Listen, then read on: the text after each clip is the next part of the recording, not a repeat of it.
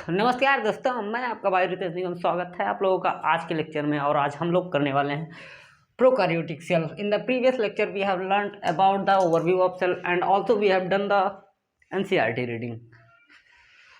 सो prokaryotic cell क्या होता है, और प्रोकैरियोटिक सेल अगर हम कहते हैं तो माइंड में ये आना चाहिए कि प्रोकैरियोट्स यानी कि जिसे हम देख नहीं सकते नेकेड आई से,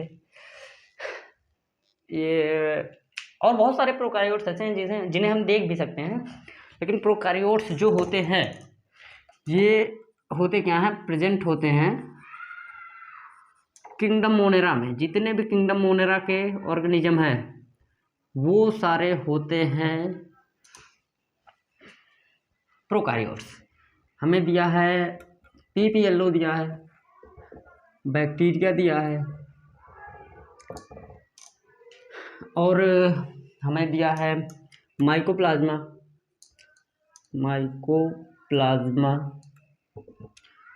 और ब्लू ग्रीन एल्गी, जिसे हम साइनोबैक्टीरिया कहते हैं, ब्लू ग्रीन एल्गी। यानी कि प्रोकैरियोटिक सेल जो होते हैं वो सारे किंगडम मोनेरा के जितने भी ऑर्गेनिजम्स होते हैं वो होंगे प्रोकैरियोट्स। यानी कि किंगडम मोनेरा के ऑर्गेनिज्म होंगे प्रोकैरियोटिक सेल होते हैं, प्रेजेंट होते हैं। और ये ये यूनिसेलुलर ऑर्गेनिज्म केवल होंगे, ओनली यूनिसेलुलर ऑर्गेनिज्म, ये यूनिसेलुलर ऑर्गेनिज्म होंगे सिर्फ। तो जब हम एनसीईआरटी की रीडिंग इतना करने के बाद में देखते हैं, सेकंड पैराग्राफ में आते हैं तो हमें दिखता है कि बैक्टीरिया का कुछ शेप दिया गया है।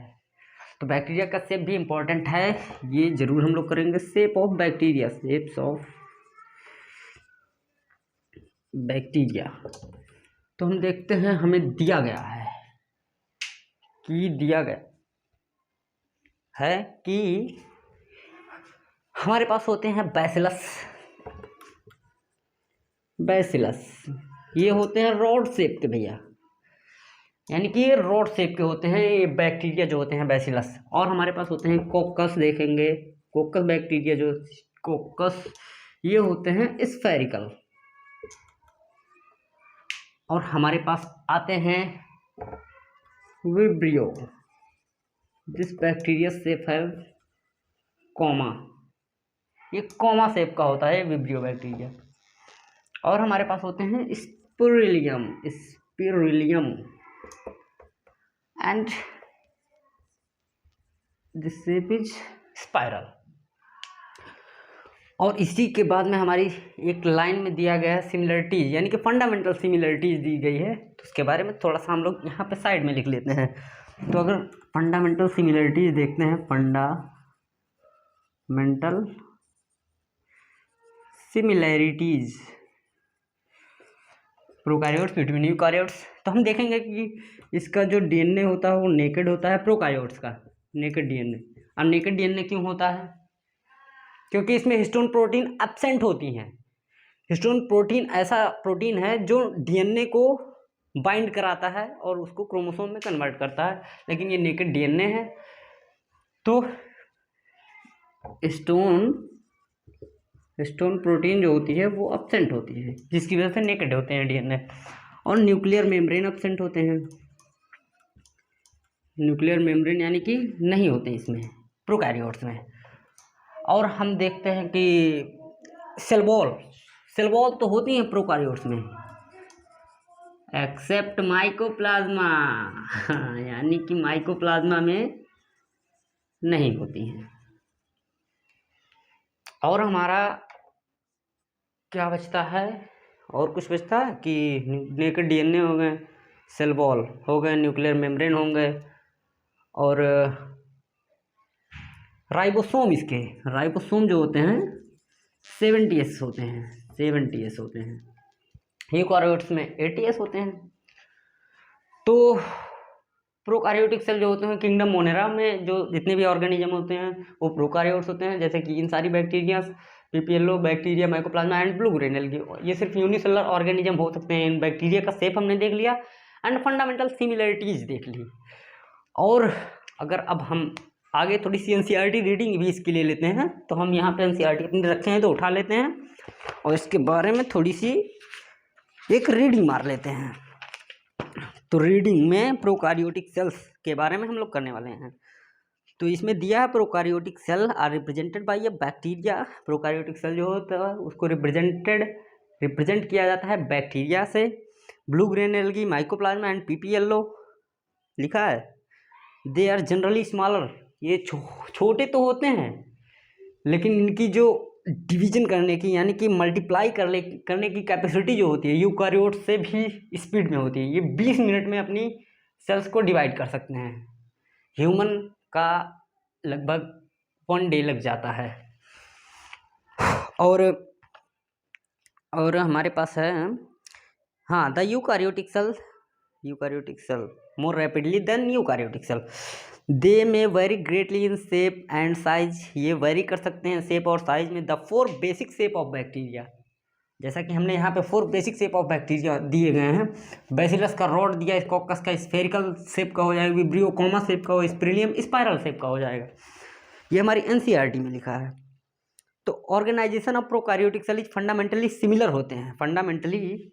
होते हैं। Even through prokaryotes exhibit a wide variety of shape and function, यानी कि ये जो कह रहा है ये through prokaryotes exhibit a wide variety मतलब बहुत ज़्यादा वैरायटी में के होते हैं शेप और फंक्शन के बेस पे। और all prokaryote have a cell wall surrounding the cell membrane, जितने भी प्रोकार्योट्स होते हैं उनके पास सेल वॉल होती हैं, लेकिन हमने देखा यहाँ पे सेल वॉल सारी प्रोकार्योट्स में होती हैं लेकिन माइकोप्लाज्मा को छोड़ के, एक्सेप्ट माइकोप्लाज्मा। और the fluid matrix filling the cell is cytoplasm.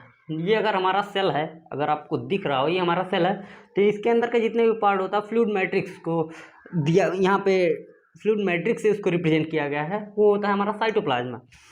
और हम देखते हैं कि the genetic material is basically naked, इसका जो जेनेटिक मटेरियल है वो नेकेड है, यानी कि ये जो है कवर्ड नहीं है किसी भी मेम्ब्रेन से, जैसे यूकारियोटिक सेल का होता है। तो उसका हम लोग देखेंगे न्यूक्लियस के अंदर होते हैं उसके डीएनए, न्यूक्लियर मेम्ब्रेन्स होते हैं, लेकिन यहाँ पे न्यूक्लियर मेम्ब्रेन नहीं होते हैं, जिसकी वजह से ये नेकेड है। तो in addition to the genomic DNA, अगर यही इसको हम लोग अगर माने जीनोमिक डीएनए और इसी के जस्ट आउटसाइड में हम देखेंगे कुछ डीएनए होते हैं सर्कुलर, हाँ ये भी डीएनए होते हैं सर्कुलर डीएनए, और इसको हम लोग कहते हैं प्लाज्मिड्स इनको कहते हैं। ये है जीनोमिक डीएनए, ये है प्लाज्मिड। तो यही बात हमारी एनसीईआरटी में आगे लिखी गई है।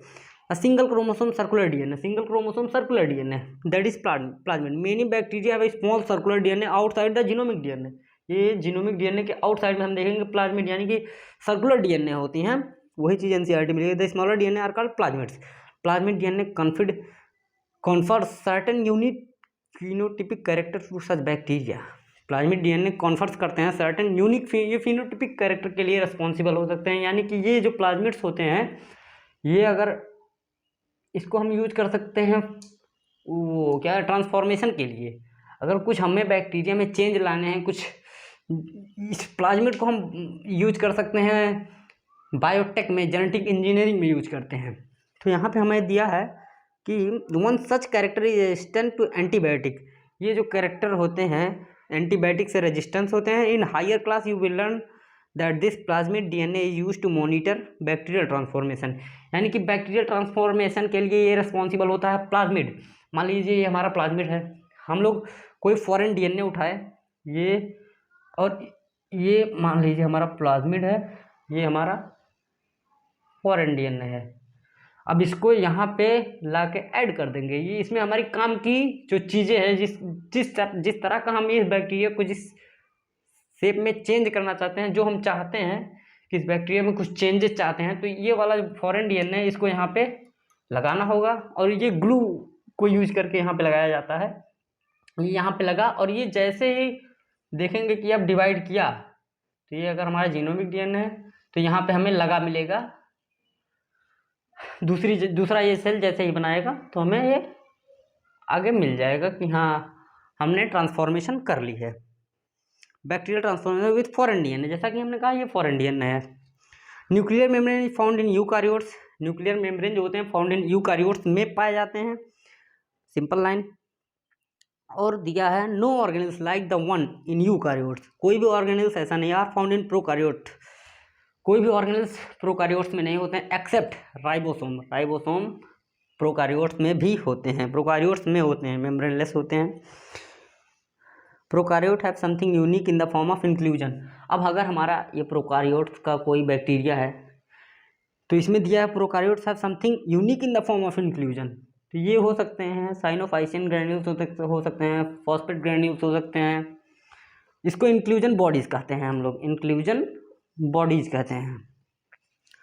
तो specialised differentiated form of cell membrane called mesosome, और इसी के अंदर अगर हम लोग देखेंगे ये कुछ इस तरीके से मुड़ा होता है अंदर, इसको हम लोग कहते हैं मीजोजोम्स, मीजोजोम्स।